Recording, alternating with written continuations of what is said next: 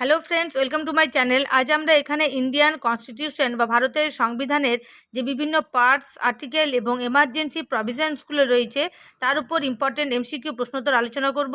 প্রত্যেকটা প্রশ্ন হয় প্রিভিয়াস ইয়ারের বিভিন্ন এক্সাম থেকে নেওয়া, তাই ভ্যারি ইম্পর্টেন্ট। সেই জন্য অবশ্যই তোমরা ভিডিওটি শেষ পর্যন্ত দেখবে।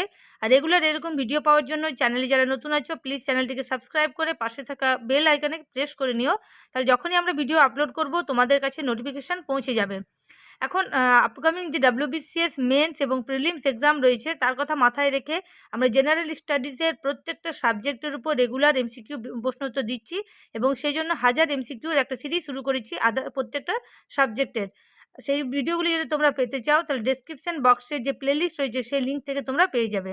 তাহলে আজ আমরা এখানে কনস্টিটিউশনের পার্টস, আর্টিকেল এবং এমার্জেন্সি প্রভিশনের উপর ইম্পর্টেন্ট এমসিকিউগুলো আলোচনা করছি। Question number 1, under which article of the constitution is the president's rule promulgated on any state in India? President rule কিভাবে কোনো স্টেটে লাগু হয়, কত নাম্বার আর্টিকেলের আন্ডারে সেটা হয়? সেটা হচ্ছে আর্টিকেল 356। আমরা জানি যে 356 যখন লাগু হয় তখন সেখানে রাজ্য সরকারের স্থানে সেই রাজ্যগুলোতে সেই সময় প্রেসিডেন্ট রুল বা রাষ্ট্রপতি শাসন চালু হয়। Question number 2, a proclamation of emergency issued under article 352 must be approved by the parliament within। দেখো, যে আর্টিকেল 352 এর আন্ডারে যখন পার্লামেন্ট একটা এমার্জেন্সি ইস্যু করে সেটা কত মাস পর্যন্ত থাকে, সেটাকে 1 মাসের মধ্যে সে এমার্জেন্সিটাকে ইস্যু করা হয়। যেদিন অ্যাপ্রুভ হলো তার 1 মাসের মধ্যে এমার্জেন্সিকে চালু করা হয়। তাহলে এখানে হবে answer 1 month. Question number 3, the presidents rule can be proclaimed in a state. President rule বা রাষ্ট্রপতি শাসন কিভাবে কোনো স্টেটে কাজ করে? দেখো, if the president on receipt of A report from the governor of the state, যখন কোনো রাজ্যের গভর্নর প্রেসিডেন্টকে রিপোর্ট পেশ করে কীরকম, or otherwise বা অন্যভাবে, is satisfied that a situation has arisen in which the government of the state cannot be carried on in accordance with the provision of the constitution। কনস্টিটিউশনের প্রভিশন অনুযায়ী যখন কোনো স্টেট গভর্নমেন্ট যে সিচুয়েশনটা তৈরি হয়েছে সেটাকে ফুলফিল করতে পারে না বা স্যাটিসফাইড করতে পারে না, তখন গভর্নর অফ স্টেট কী করে, প্রেসিডেন্টকে একটা রিপোর্ট দেয় এবং সে এমার্জেন্সির যে সিচুয়েশান উপস্থিত হয়েছে সেটাকে জানান। আর সেইভাবেই কী হয়, সেই স্টেটে তখন প্রেসিডেন্ট রুল লাগু হয় বা রাষ্ট্রপতি শাসন চালু হয়। Question number 4, the governor recommends to the president of India that breakdown of constitutional machinery in the state is imminent. The president makes a proclamation under article 356, the action of the president। দেখো, এখানে বলা হয়েছে the governor recommends to the president of India. Governor কী করে, president of ইন্ডিয়াকে recommend করে, কি recommend করে, breakdown of constitutional machinery state is imminent. কোনো স্টেটের যখন কনস্টিটিউশনাল যে ব্রেকডাউন বা সাংবিধানিক যে অস্থিরতা সৃষ্টি হয় তখন প্রেসিডেন্ট অফ ইন্ডিয়াকে গভর্নর অফ স্টেট জানান। The president makes a proclamation under article 356, the action of the president. তখন আর্টিকেল 356-এর আন্ডারে প্রেসিডেন্ট একটা প্রোক্লেমেশন জারি করেন। সেটা কি, can be reviewed as it is mala fide. সেটা জাস্টিফাইড কিনা সেটা তিনি আগে বোঝেন নিজে এবং তারপরে জাজমেন্টের পাওয়ার পরেই তিনি সেখানে যে প্রেসিডেন্ট রুল বা রাষ্ট্রপতি শাসন চালু করেন। অর্থাৎ গভর্নর একটা রিপোর্ট পেশ করলো যে প্রেসিডেন্ট অফ ইন্ডিয়া, সেখানে তিনি একটা রিভিউ পাঠান, সেই রিভিউর আধারেই তারপর সেই স্টেটে রাষ্ট্রপতি শাসন চালু হয়। Question number 5, proclamation of emergency under article 352। এটা হচ্ছে কি ন্যাশনাল এমার্জেন্সি হয় 352 এর আন্ডারে। হোয়েন লোকসভা স্ট্যান্ডস ডিজলভড, যখন লোকসভার কী হয়, ডিজলভড হয় বা সেই লোকসভা বাতিল হয়ে যায়, has to be approved by, তখন কার অ্যাপ্রুভেশন দরকার পড়ে? অর্থাৎ আর্টিকেল 352 হচ্ছে যেটা আমাদের ন্যাশনাল এমার্জেন্সি, এটা হচ্ছে ন্যাশনাল এমার্জেন্সি। তখন এখানে কার কার অ্যাপ্রুভেশন দরকার হয়, Rajya Sabha, and then will continue till the reconstitution of new Lok Sabha which must approve it within 30 days of its first sitting। তাহলে রাজ্যসভা এবং যে পরবর্তী লোকসভা গঠন করা হবে তার 30 দিনের মধ্যে একটা ফার্স্ট সিটিং বা একটা প্রথম মিটিং আয়োজন করা হয়, আর সেই প্রোক্লেমেশনে আর্টিকেল 352 এর আন্ডারে হয়।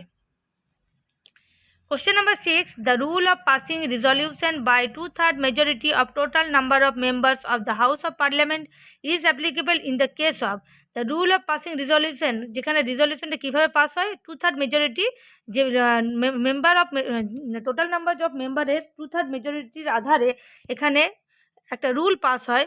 আর of the house of parliament is applicable in the case of, সেখানে এই যে 2/3 মেজরিটি অফ টোটাল নাম্বার, সেখানে কি, যেখানে পার্লামেন্টের অ্যাপ্রুভালে, হাউস অফ পার্লামেন্টের অ্যাপ্রুভালে এখানে কি পাস করা হয়, সেই রিজলিউশনটা হচ্ছে ইমপিচমেন্ট অফ প্রেসিডেন্টের ইমপিচমেন্টের জন্য 2/3 majority of total number of members of house of parliament. তাহলে হাউস অফ পার্লামেন্ট কী কী নিয়ে গঠিত? রাজ্যসভা এবং লোকসভা। এই রাজ্যসভা এবং লোকসভা 2/3 মেজরিটির আন্ডারে ইমপিচমেন্ট অফ প্রেসিডেন্ট করা হয়। Question number 7. Consider the following statement in respect of financial emergency under Article 360. তাহলে আমরা তিনটা এমার্জেন্সির কথা জানলাম। সেই তিনটে এমার্জেন্সি কি? 352 এর আন্ডারে হয়, যেটা ন্যাশনাল এমার্জেন্সি। 356 হয় স্টেটের এমার্জেন্সি, এটা ইন্টারনাল কারণে, এটা যেটা বাইরের যুদ্ধঘটিত কোনো কারণ বা অন্যান্য অ্যাগ্রেশনের কারণে যেটা হয়, অস্থিরতা দেশের মধ্যে দেখা দেয়, সেটা হয় 352। 356 কি? যেটা স্টেট এমার্জেন্সি, যখন রাষ্ট্রপতি শাসন চালু কোনো স্টেটে চালু হয়। আর 360টা কী হচ্ছে, যেটা হচ্ছে ফাইন্যান্সিয়াল এমার্জেন্সি। 360 হচ্ছে ফাইন্যান্সিয়াল এমার্জেন্সি। এখন এই যে 360 আন্ডারে কীভাবে ফাইন্যান্সিয়াল এমার্জেন্সিটা কাজ করে? A proclamation of financial emergency issued shall cease to operate at the expiration of 2 months unless before the expiration of that period it has been approved by the resolution of both house of parliament। তাহলে house of পার্লামেন্টের house of পার্লামেন্টে কী করা হয়, একটা 2 months জন্য একটা expiration issue করা হয়। If any proclamation of financial emergency is in operation, it is competent for the president of India to issue direction for the reduction of salaries and allowances of all or any class of persons serving in connection with the affairs of the union but excluding the judges of the Supreme Court and the High Court। তাহলে এখানে কি বলা হয়েছে, দেখো এখানে যে এমার্জেন্সিটা চালু হয়, যখন ন্যাশনাল এমার্জেন্সি ঘোষণা করা হয়, সেটাকে 2 মাস পর্যন্ত এক্সপিরেশন করা থাকে। আর সেখানে অন্যান্য যে বিভিন্ন সরকারি কর্মচারী, তাদের যে বেতনটা, তাদের বেতন, স্যালারি, অ্যালাউন্স, এগুলোকে রিডাকশন করা হয়, কমিয়ে দেওয়া হয় ন্যাশনাল এমার্জেন্সি পিরিয়ডে। কিন্তু এখানে বলা রয়েছে সুপ্রিম কোর্ট অ্যান্ড হাইকোর্টের যে জাজ, তাদের বাদ দিয়ে, ইউনিয়ন বাট এক্সক্লুডিং দ্য জাজেস of the supreme court and the high court. তাহলে এখানে এই অপশানটি, এটার কারণে ভুল হয়ে যাচ্ছে। এখানে সকলের ক্ষেত্রেই কিন্তু সেম এমার্জেন্সি লাগু করা হয়। পুরো যে ভারতবর্ষের সমস্ত সরকারি কর্মচারীদের, এমএলএ, এমপি সকলেরই যে স্যালারিজ এবং অ্যালাউন্সেসগুলো রিডিউস করা হয়ে যায়। তাহলে এখানে অপশান এ, অর্থাৎ ওয়ান অনলি, এখানে ঠিক হচ্ছে। Question number 8. After approval by both houses of parliament, the proclamation of emergency issued by the president shall be valid। যে এখানে both house of parliament, the proclamation of emergency issued by the president shall be valid। এটা কতদিন পর্যন্ত এই যে emergency একটা period নিয়ে আসা হয়, কার কার সহযোগিতায়? সেটা হচ্ছে পার্লামেন্ট, যেটা পার্লামেন্ট কী কী নিয়ে গঠিত? লোকসভা, রাজ্যসভা এবং প্রেসিডেন্ট, এই তিনজনকে নিয়ে আমাদের যে ভারতের পার্লামেন্ট গঠিত। এই তিনজনের অ্যাপ্রুভালে একটা এমার্জেন্সি ইস্যু করা হয় এবং সেই এমার্জেন্সিটা কতদিন পর্যন্ত স্থির থাকে? For N indefinite period if both houses of parliament approve the proclamation after every 6 months। অর্থাৎ প্রত্যেক 6 মাসের জন্য এটাকে এমার্জেন্সিটা লাগু করা হয়। প্রথম যখন এমার্জেন্সি লাগু হলো, তখন পরের 6 মাস পর্যন্ত সেটা চলবে। যদি অস্থিরতা বজায় থেকেই যায়, তখন আবার সেটা আগামী 6 মাসের জন্য আবার বাড়ানো হয়। তাহলে এইভাবে চলতে চলতে সর্বাধিক 6 বছর পর্যন্ত একবার পাঞ্জাবে এরকম এমার্জেন্সি চলেছিল। সেখানে কিন্তু একেবারে 6 বছরের জন্য অ্যানাউন্স করা হয়নি এমার্জেন্সি, সেটা ধাপে ধাপে প্রত্যেক 6 মাস অন্তর অন্তর এই এমার্জেন্সিটা নিয়ে আসা হয়েছিল। Question number 6. Question number 9. Every proclamation issued under Article 356 shall cease to operate at the expiration of। তাহলে যে আর্টিকেল 356 এর আন্ডারে কীভাবে এক্সপিরেশন অপারেট করা হয়, এক্সপিরেশনটাকে দেখো, 2 months unless before that period it has been approved by resolution of both houses of parliament। তাই 2 মাসের কমে অর্থাৎ 60 দিনের কম দিনে কি করা হচ্ছে, যে দুটো মানে যেদিন এমার্জেন্সির পিরিয়ড ঘোষণা করা হলো যে এই স্টেটে এমার্জেন্সি লাগু হয়েছে বা গভর্নর রিপোর্ট পাঠিয়েছেন প্রেসিডেন্টের কাছে যে স্টেটের অস্থিরতা দেখা গেছে, সেখানে রাষ্ট্রপতির শাসন জারি করা উচিত, সেই দিনের সেই অ্যাপ্রুভালের পর থেকে আগামী 2 মাসের মধ্যে সেটাকে অ্যাপ্রুভ করতে হয় both houses of parliament. Question number 10. While a proclamation of emergency is in operation in the country, the state government যখন কোনো দেশে এমার্জেন্সি চলে সেই সময় স্টেট গভর্নমেন্ট কি করে, ক্যান নট লেজিসলেট, সেখানে এমার্জেন্সি এটা বোঝানো হয়েছে যে এটা ন্যাশনাল এমার্জেন্সিকে, অর্থাৎ 352 যখন দেশে লাগু হয় তখন সেখানে শুধুমাত্র একটাই গভর্নমেন্ট কাজ করে গোটা কান্ট্রির মধ্যে, সেটা হচ্ছে সেন্ট্রাল গভর্নমেন্ট। তাহলে সেন্ট্রাল গভর্নমেন্টের একমাত্র সেই সময় কার্যকারিতাগুলো বজায় থাকে। স্টেট গভর্নমেন্ট কোনো রকমের কাজ সেই সময় করতে পারবে না সেই এমার্জেন্সি পিরিয়ডে, যখন এমার্জেন্সি কোনো আমাদের দেশে লাগু হয়, অর্থাৎ যখন আর্টিকেল 352 লাগু হয় তখন সেখানে স্টেট গভর্নমেন্ট কোনো রকমের কাজ বা লেজিসলেট করতে পারবে না। Question number 11. While proclamation of emergency is in operation in the country under Article 352. While a proclamation of emergency is in operation in the country under Article 352, তাহলে আন্ডার আর্টিকেল 352 অর্থাৎ national এমার্জেন্সির সময় কীভাবে প্রোক্লেমেশন অফ এমার্জেন্সিকে অপারেশন করা হয়, তো সেটা হচ্ছে the parliament is empowered under article 250 to legislate with respect to any matter in the state list. তাহলে এখানে পার্লামেন্ট কি করে, আর্টিকেল 250-এর আন্ডারে স্টেটের যে লেজিসলেশনের পাওয়ারটা সেই সময় লাভ করে এবং স্টেটের সমস্ত যে কার্যবাহিতাগুলো পার্লামেন্টই চালনা করে। তাহলে একটু আগেই যে প্রশ্নটা ছিল সেই প্রশ্নতে বলা হয়েছিল স্টেট ক্যান নট লেজিসলেট, তখন তাহলে লেজিসলেট কে করে, আন্ডার আর্টিকেল 250 পার্লামেন্টের কাছে পাওয়ারটা চলে আসে যে কোনো স্টেটকে পরিচালনা করার। স্টেট লিস্টের যে ম্যাটারগুলো আছে, any matter in the state list, অর্থাৎ স্টেট লিস্টের প্রত্যেকটা ম্যাটারকে পার্লামেন্ট এম্পাওয়ার করে বা পরিচালনা করে। Number 12. Which is not a correct statement regarding financial emergency, financial emergency সপক্ষে কোন যুক্তিটি সঠিক নয়? President can ask state to follow a certain canon of financial property, তাহলে এটা স্টেটকে প্রেসিডেন্ট জানতেই চান যে কীরকম ফাইন্যান্সিয়াল প্রপার্টি সেই স্টেটের রয়েছে। The state may be ask two reserve the money bill for the consideration of the president, তাহলে মানি বিলের সপক্ষেও যে প্রেসিডেন্টের কাছে কনসিডারেশন একটা জানা হয় কীরকম পরিস্থিতি সেখানে রয়েছে।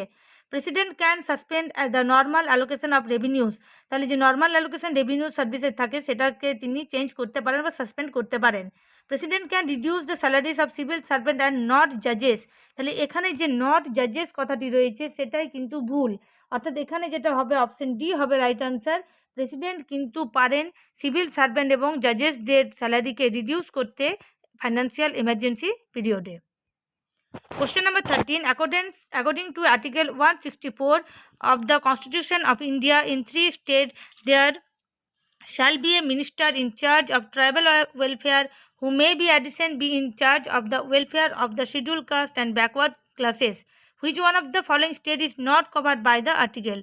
তাহলে আমাদের সংবিধানের কিছু আর্টিকেল রয়েছে যেখানে যে শিডিউলড কাস্ট এবং ব্যাকওয়ার্ড ক্লাসের যে প্রবিধান রয়েছে, অর্থাৎ আর্টিকেল 164 যেটা সম্পর্কে বলা রয়েছে, সেখানে কোন স্টেটটি এই শিডিউল স্টেটের আন্ডারে আসে না, যে 3 স্টেট রয়েছে সেখানে কোন স্টেটটি এটার আন্ডারে আসছে না, সেটা হচ্ছে পাঞ্জাব, ঝাড়খণ্ড, মধ্যপ্রদেশ আর উড়িষ্যা। কিন্তু আর্টিকেল 164 কনস্টিটিউশন অফ ইন্ডিয়া যেখানে বলা রয়েছে a minister in charge of tribal welfare may be in addition be in charge of welfare of the scheduled caste and backward classes, অর্থাৎ শিডিউল কাস্ট এবং ব্যাকওয়ার্ড ক্লাসেসের জন্য যে স্পেশাল একটা department আছে সেটা কিন্তু পাঞ্জাব সরকারের নেই, তাহলে এখানে অপশন বি হবে right answer. Question number 14. Which article of Indian constitution prescribes Hindi in Devanagari script as the official language of the union? কত নাম্বার আর্টিকেলে ইন্ডিয়ান কনস্টিটিউশনে কত নাম্বার আর্টিকেলে হিন্দি ভাষাটাকে আমাদের অফিসিয়াল ল্যাঙ্গুয়েজ ঘোষণা করা হয়েছে, সেটা ভ্যারি ইম্পর্টেন্ট এবং মনে রাখাটাও খুব সহজ। দেখো আর্টিকেল 343, তাহলে আর্টিকেল 343 অর্থাৎ 343-তে এখানে যে হিন্দি ভাষাটাকে অফিসিয়াল ল্যাঙ্গুয়েজের মর্যাদা দেওয়া হয়েছে। Question number 15. Which of the following articles of Indian constitution guarantees equal opportunities in public employment to persons belonging to SC, ST and the other minority communities? তাহলে এসসি এসটি এবং অন্যান্য যে মাইনরিটি কমিউনিটিগুলো রয়েছে সেগুলো কত নম্বর আর্টিকেলে ইন্ডিয়ান কনস্টিটিউশনে যে equal opportunity, অর্থাৎ জাতি ধর্ম বর্ণের ভিত্তিতে কারোর মধ্যে ভেদাভেদ করা যাবে না, সমস্ত বর্ণের মানুষ সমস্ত জাতির মানুষ এক, এটা বলা রয়েছে যে আর্টিকেলে, সেটা হচ্ছে আর্টিকেল 16, যেটা সাম্যের অধিকার, যেটা আমাদের ফান্ডামেন্টাল রাইটসের সাম্যের অধিকার যে 14 to 18 রয়েছে সেখানে এটা বলা রয়েছে। Question number 16, part 5 of the constitution deals with, যে পার্ট 5টা কনস্টিটিউশনের কাজ সম্পর্কে আলোচনা করা রয়েছে। এখানে কি কি বিষয় রয়েছে দেখো, union executive, parliament, supreme court and high court, comptroller and auditor general.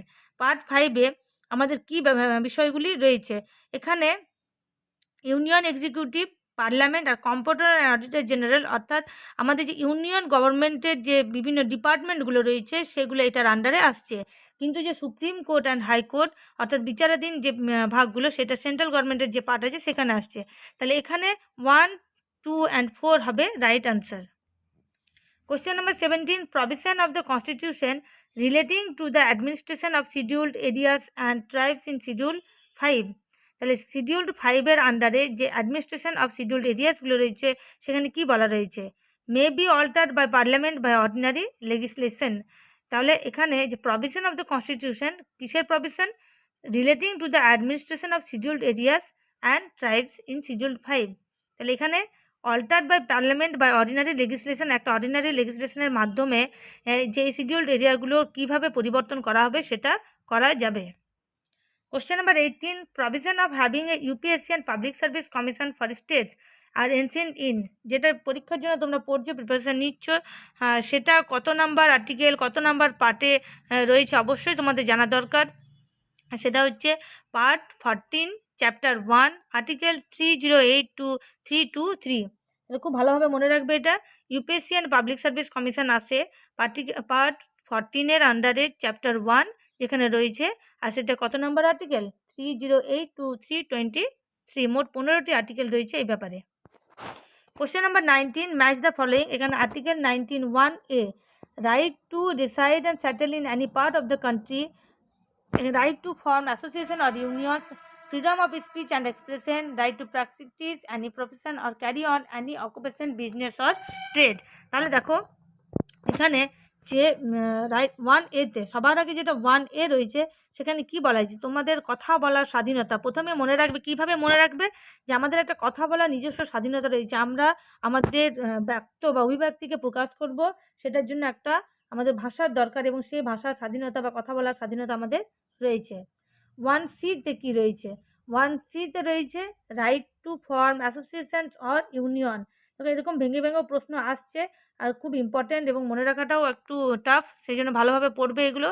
Right to form association or unions, অর্থাৎ সভা সমিতি গঠনের অস্ত্রহীন সভা সমিতি গঠনের বা আলোচনা সভার একটা আমাদের স্বাধীনতা রয়েছে।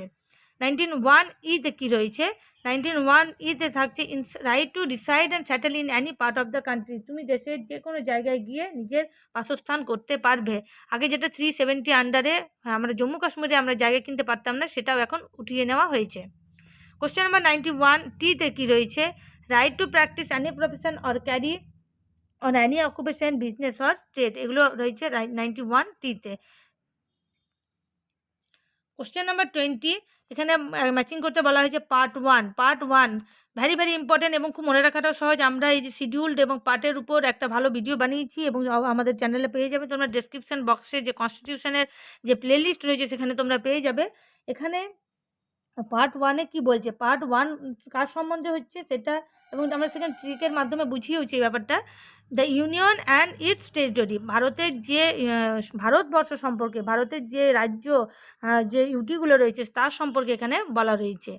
পার্ট 2 তারপরেই আসছে কি, সিটিজেনশিপ। পার্ট 2-তে কী থাকে, সিটিজেনশিপ। 1 থেকে 4 হচ্ছে কি, পার্ট 1 থেকে 4 the union and its territory. Part 2-তে রয়েছে সিটিজেনশিপ, সিটিজেনশিপটা আসছে 5 to 11। আর পার্ট 3-তে রয়েছে ফান্ডামেন্টাল রাইটস, এটা হচ্ছে 12 to 35 নাম্বার আর্টিকেল। আর বাকি যেটা পার্ট 9 সেখানে রয়েছে পঞ্চায়েতি রাজ।